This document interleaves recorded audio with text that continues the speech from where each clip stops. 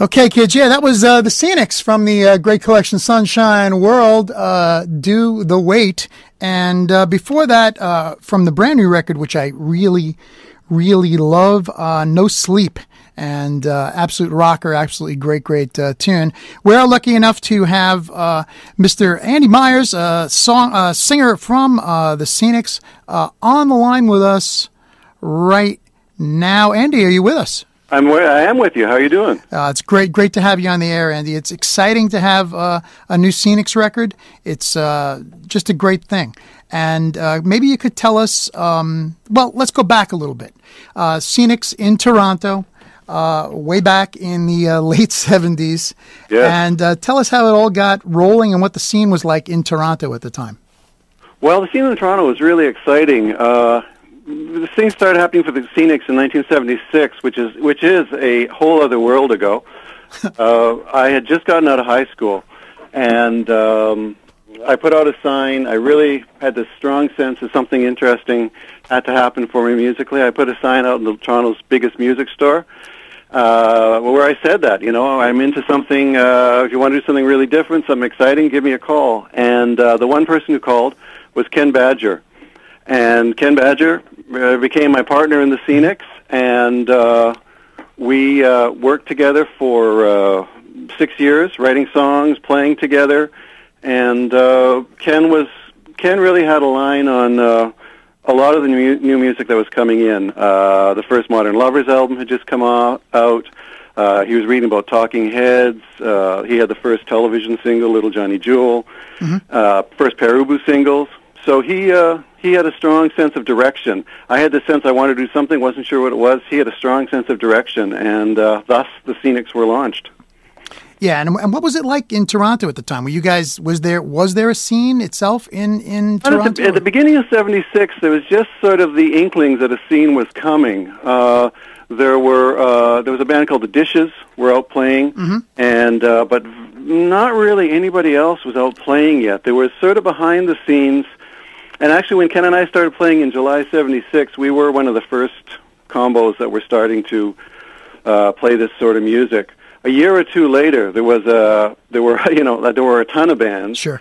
And there was one set of promoters in particular, the Garys, who just brought in amazing people. So, you could go see John Cale one night and Jonathan Richmond the next night and Nico the next night, and things like that. But it took a while for that to build up. Early on, by the beginning of '77, Talking Heads played town. The Ramones first played town late '76. So we started to see those bands, the big names in that movement, fairly early, and they were phenomenal shows, of course. Yeah. Well, that's exciting. It's got to be. And you guys had your whole very unique thing going on with the Scenics, and a sound that some people have described as an amalgam of different things, but it also sounds very much like your own thing. And that's like, that was to me, this is like kind of the primary definition of the Scenics. What made the Scenics the Scenics, or what continues to make the Scenics the Scenics. When Ken and I started playing in '76, there was this sense that a new wave of music was happening. The whole new wave punk thing was happening, but at that point, there was just like the first 2 or 3 Perubu singles that were so creative. There was the first Patti Smith album, Horses. There was Television's Little Johnny Jewel single, which was so great. And 1 or 2 other things. The first Ramones album had come out. And the sense we got was, well, okay, this new wave, and all these people, if you see pictures of them, you saw pictures of them early on, they didn't look like punks with mohawks and that sort of stuff. They basically looked like downtown artists, like urban artists. They were like a couple generations removed from bohemians and beats.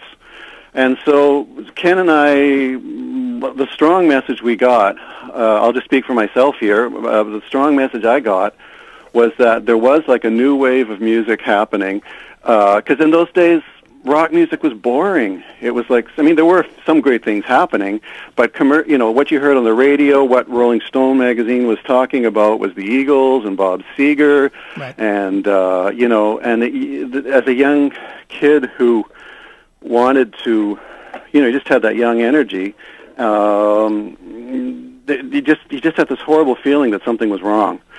And so when we got these first albums by Patti Smith and Perubu, etc., there was a sense that, okay, there is a new wave of music coming, and the defining quality of it is you just really be yourself, do your own thing, express yourself as directly and powerfully as possible, and that's kind of what the marching orders are.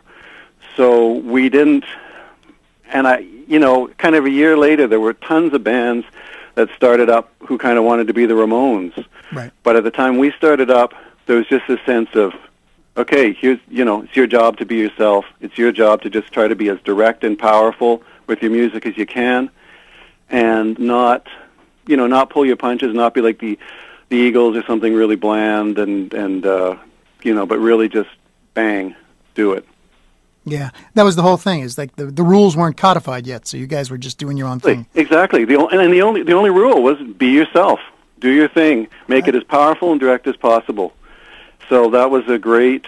I mean, I feel incredibly fortunate that those were the marching papers and the manifesto we took upon ourselves. And so then you guys were on the road a lot back in those years, right?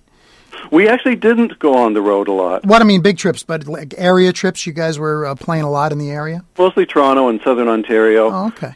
We didn't. It was the main thing we did was we had our little practice basement under the toy shop in Toronto, actually on Bayview Avenue, and the new album's called Man Walks Down Bayview. Right. And the main thing we did was just play there like 4 or 5 nights a week, and just write songs, play, jam, figure things out, create our own sound, follow our ears, and then go out and see Talking Heads, the Contortions, Perubu, the Ramones, Sun Ra Orchestra, Cecil Taylor, William Burroughs.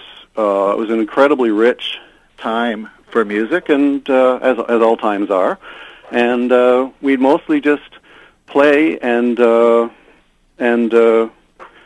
out and see incredible shows. Once a year or so, we'd go into the studio, and a lot of those recordings were collected in the Sunshine World CD that you played Do the Wait from, and play gigs. But a lot of it was just it was both a cultural immersion and all the incredible shows that were coming to town and all the incredible records that were getting released, and a trip of continuing to follow this self-directed lead of who we were musically and what it was, what that was all about. I've written a memoir of that time. Mm-hmm. That's partially a story of this, this personal, because the band was kind of, the Toronto punk scene was kind of like there were a lot of heavy, hard punk bands in the scene. So punk was a revolution. We were kind of a revolution in the revolution. So we had a, really rabid following, but we confused a lot of people too. And so the writings punk haiku is what I call them, and you can find them at the Scenics.com/punk haiku. I'm going to interrupt you for one moment there, Andy. We're going to hear a little something, if you don't mind, yeah. Just from Sunshine World, actually, right now. Oh. We're going to hear a little something from Gotta Come Back Here. So to stay on the line, we're going to play a little something. This is from Sunshine World from back in the day with the Scenics right here on WUSB Stony Brook.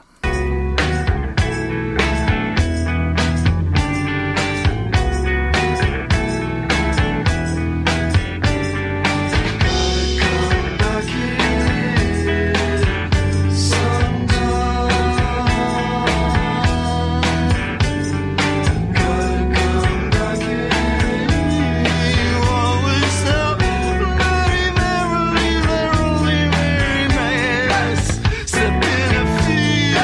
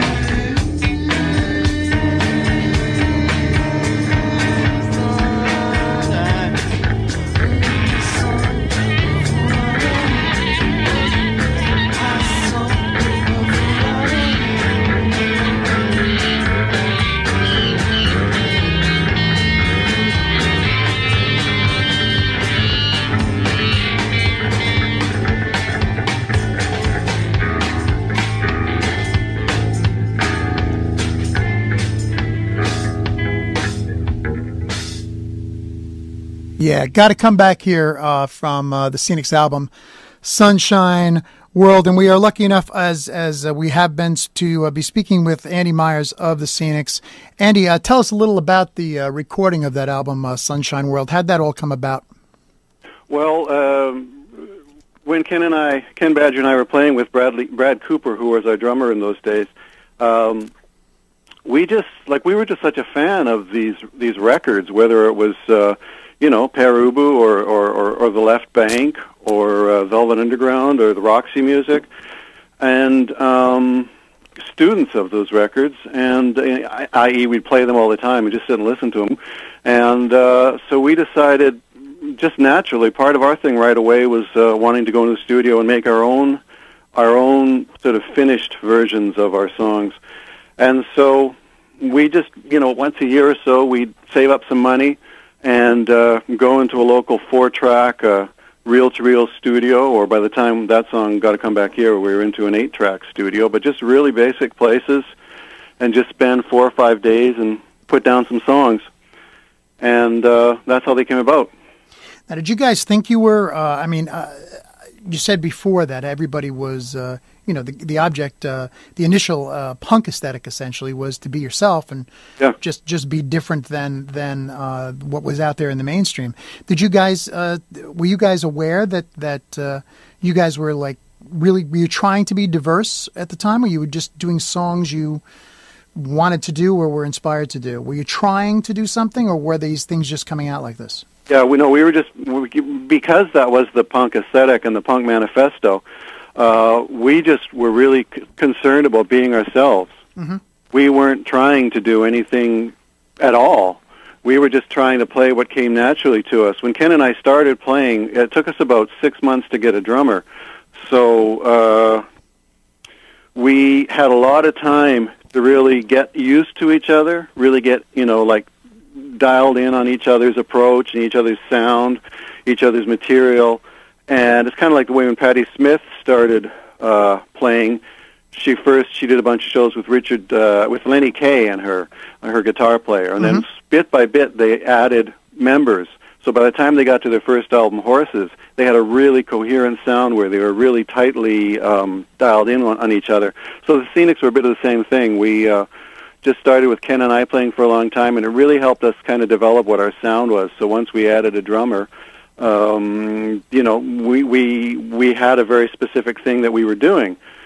But we weren't trying to do anything other. In fact, we'd hardly ever even talk about songs, what we were doing with them. For example, like Ken would bring in a new song, and we'd just start playing it. We wouldn't even really talk about what key it's in. Start playing, and we'd find out what the song was as we went along. Wow, cool, very cool. That's the beauty of it, is that, especially those early years, no plan, just completely. Like the Scenics, like our drummer. Mark Perkel, our current drummer, who's played with us, he played with us from 1980 on, and then he's played with us again since 2008 when we started playing again. As he says, trying to organize the Scenics is like herding cats. We just gotta do what we gotta do. That's a good one. All right, so you guys are together. You guys have you get the album out, and what kind of happens then with the band? Are you talking about the new one, Dead Man? No, I'm talking about back in the day. Back in the day, with Sunshine World didn't actually come out until 2008. Right, it wasn't released. But did you release anything as a single before that? Yeah, around 19. There's a couple documents of the Scenics in those days. In 1978, we actually did a half-hour filming at a local cable TV show. A fellow had a music show where he brought in interesting bands. He just let them do their thing. And as well, we were part of a movie called The Last Pogo, which was shot in 1978 and had a bunch of Toronto punk bands on it. So both of those things are out on something called The Last Pogo DVD. And so there's some really, real slices of live film of us from then. Yeah, I know the TV appearance is up on YouTube in different spots too, different versions of that. A lot of that is. Yeah. And then we did do an album in 1979. We recorded an album for a local record company called Bomb Records, and we didn't produce it. It was done. It was called Underneath the Door, and we haven't actually re-released that since we've been doing things in the current digital era. But you can find it on eBay and places like that, and we figure we will get around to putting it out again at some point. Okay. So what happens in '82? The band is kind of what happened with the band? Why did you stop? '82 was we'd been doing our thing for 5 or 6 years and writing tons of songs, and also we take cover songs. We have our own way with other people's material, which we released a CD in 2008 called How Does It Feel to Be Loved? The Scenics Play the Velvet Underground. Yeah, we just played a little of that earlier. Okay, great. And that was a bunch of, our takes on Velvet Underground stuff. So as well as writing our own stuff, we love to just take cover songs and, again, just totally be ourselves with them and make them sound like we heard them. And but by '82, I think two things had happened. Once we'd done our thing for 6 years, we'd really shown we could do it. We created our own sound. We'd done a bunch of shows, done a bunch of recordings. Like, there was not a lot left to prove there. And then at the same time as well, Ken Badger, his wife, had their first child. Mm-hmm. She had actually moved a couple hours north of Toronto at that time because she had a job teaching there. And it was just one of those moments where it made sense in Ken's life at the time to just, for the band for him to, what was he doing driving 2 hours down to Toronto to go do a show so we could play somewhere where there's 70 people at it. And right. And in those days, bands broke up in those days. Nowadays, they're just more likely to go on hiatus. I mean, there's no reason really we needed to break up. We could have just kept it on the back burner, although probably the reason we needed to break up was our commitment and drive with it was so strong. I don't know if we could have put it on the back burner. Right. So it just kind of imploded and exploded, and that was the end of the Scenics in '82, and they went into the back burner of my mind and my life, and Ken and I would talk every couple years, and that was about it, and we there was no thought of the Scenics reforming, no thought of the Scenics releasing things, any of that sort of stuff until 2008. Exactly. So now let's fast forward to 2008. What was the impetus for getting this back together? Obviously, you guys liked playing together. You liked seeing each other. You loved the music. Why 2008? What was the trigger?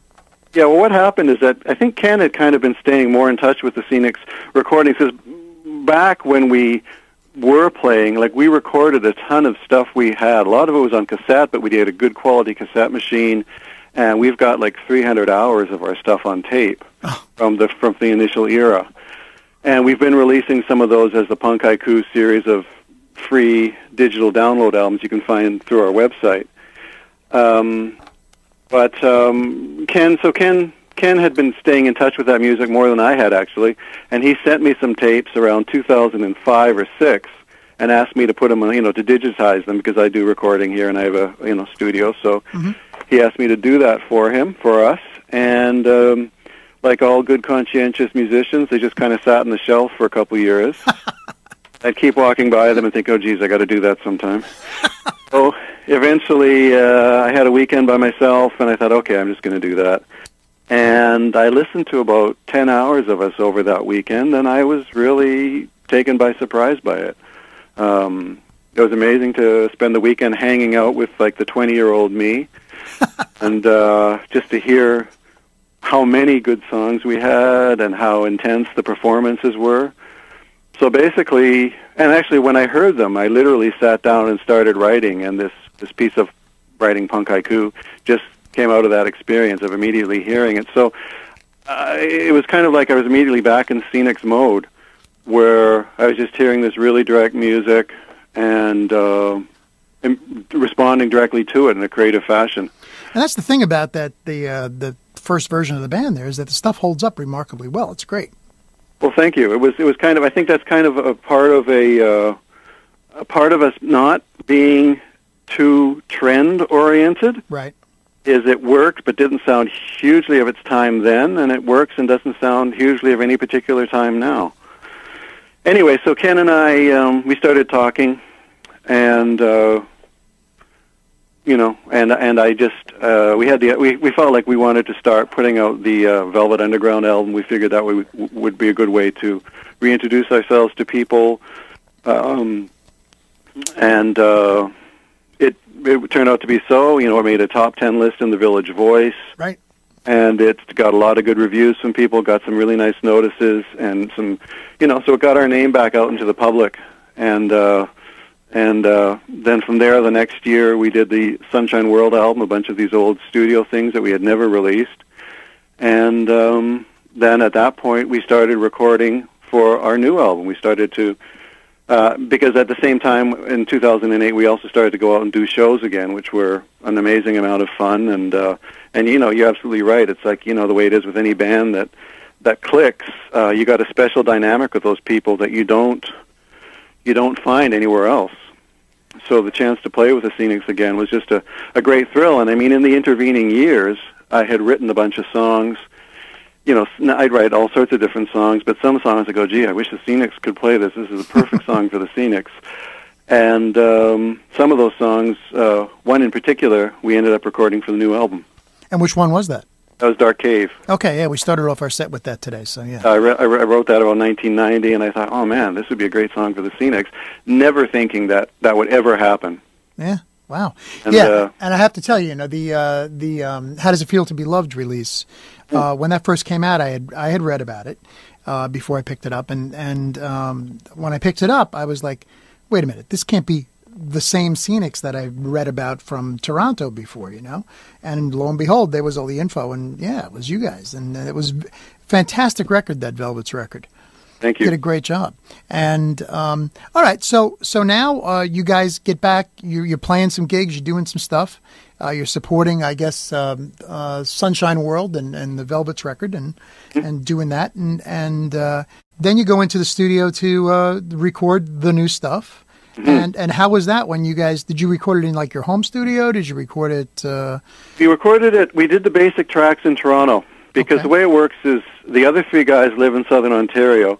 I live way out on the west coast in British Columbia. Mm-hmm. So that's sort of been one thing we've had to deal with since we've been back together again. And but so being as one of the times when I went out there for some gigs, I just thought, okay, this is where, we've played together a couple times, had a couple, tours this year. We're really kind of rolling, so the sound's really together, so this would be a good time to go in the studio. So we basically got together, did 3 days of 8-hour rehearsals, then went into the studios and did 3, 10, 12-hour days of recording, and got bed tracks for about 12, 13 songs. Mm-hmm. And actually more like 14, 15 songs. And then we just polished them up, Ken and the other boys who would do some work in Toronto on them, and I do some work out here on them. And then just this summer we got them mixed up. Got all the mixing done and got the album finished. Yeah, and were most of the songs, the songs were all written prior to you actually beginning recording, or did you write any of them as you went? We didn't write any in the studio. Ken had brought in a couple that he had written that same year, so they were pretty recent. Most of mine were older songs, just because we had like 4 songs that we used to play live all the time in 80 and 81 that I really, really liked, and we'd never recorded them. And sort of the way I think of things, I just thought, wow, this is a great chance. I'm with the Scenics again. I can get the Scenics to record those songs. Ken and I tend to think differently on almost everything. It's one of those standard partnership things. And that's what it takes. That's what it takes, exactly. Between us, we got it all covered. And so Ken didn't think that way at all. Ken brought in a bunch of new things, and he's got a couple of very recent songs. One called The Farmer. He had just written that a month or two before, and it's like this 10-minute psych drama thing, and it was a song that really, one of the great things about a partnership like we had is, back in the old days, Ken would bring in a song like "Oh Boy" or "Gotta Come Back Here," and I'd go, "Gee, that's a great song. I got to write a song now." And so that happened with "The Farmer." That was the song this time around that really gave me a bit of a boot and made me think, oh, okay, that I gotta really refine my songwriting voice with the Scenics. I don't think I really had at that point, but since then I've written several songs that I think are perfect Scenic songs. So Ken took the lead on that one. Yeah, that's a great that's the great tune. Yeah, that's the next to last tune, I think, right? The Farmer there. Yeah, exactly. And it's a long one, which is a great vibe. Yeah, that one was all live, take one in the studio. Oh, really? Yep. It sounds absolutely great. The whole album sounds great. So now the album, what's the release date for the record? October 30th. Okay. And what's the plans? Are you guys going out on the road to support this a little more, or what's going to happen? We're going to wait with the road till the spring. Okay. Yep. We're going to just work it from the background, from the back room, and just get people's attention to it, and then the plan is in the spring to go out and do some shows. Fantastic. Plus, you're up there in British Columbia, so you may not be able to leave. So in the winter. That's part of the reason we didn't want to tour in the winter is Ken and I both live in rural properties, right? And we don't. It's like you don't want to go away when the pump might freeze and all that sort of stuff. It's too crazy. So we're going to wait until the big thaw of 13 and then head out again. That's great. All right. So do you have any idea is the road going to bring you to New York? I would love for the road to bring us to New York. I think it's really time for us to, that's the sort of thing that makes sense. Yeah, absolutely. And come to some new places, do some new things. And we are absolutely going to be not only waiting for the album to drop next week, although we're hearing quite a bit of it here on Finn's Revolution this Tuesday night. We'll be hearing more in the future, obviously. And we're going to be very much looking forward, Andy, to seeing the Scenics on the road after the big deep freeze is over. And you guys can hit it because really looking forward to seeing this band. The stuff is out there on YouTube. For anybody who wants to see some clips of the Scenics past and present. Live clips from the 70s and live clips from 2008 and 9. There's a version of Here She Comes Now by the Velvets I really like. Our version of the Velvet song that's up. And, lots of tunes. Yeah, it's wonderful. And you can get more information on the Scenics, pick up some CDs, download some stuff right from the website, which is The Scenics, that's TheScenics.com,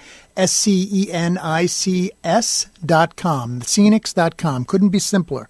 A great band, a lot of fun. The first records were, those early recordings were great that just came out a few years ago, and the new stuff is outstanding. And Andy Meyers, I'd like to thank you so much for taking some time to join us all the way from the hinterlands up there and spend some time with us on the airwaves on WUSB. Sir, thank you very much. It's been a real pleasure talking to you. My friend, we shall see you in the spring. Take care. Take care.